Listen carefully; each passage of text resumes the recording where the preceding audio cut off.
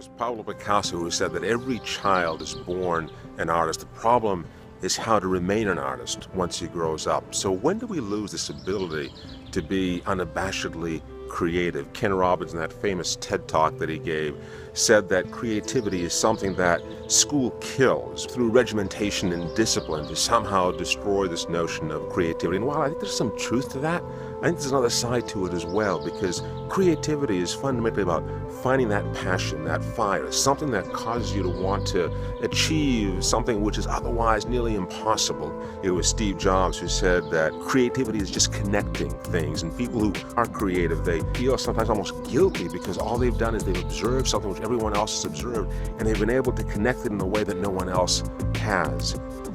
When that light bulb goes off, when we find that moment of inspiration, I think what happens to us is that we tap into a passion that's so deeply rooted that we can't help but be creative.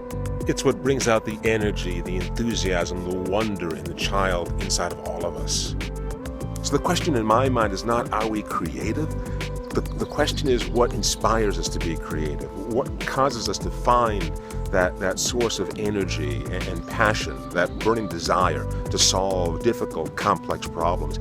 And that's so much a part of why companies need to have leadership that inspires people, that provides a vision, and also creates a protected space somewhere, a sandbox where they can play, where they can bring these ideas to fruition without the risk of condemnation. You know, light bulbs go off all the time. The problem is that in most of our organizations, we also destroy those light bulbs. We squash that creativity. We squelch and we douse that fire. Your job as a leader is to make sure that doesn't happen, is to create an environment where there's license to fail, license to try, and ultimately the license to create. Yeah, we're all creative.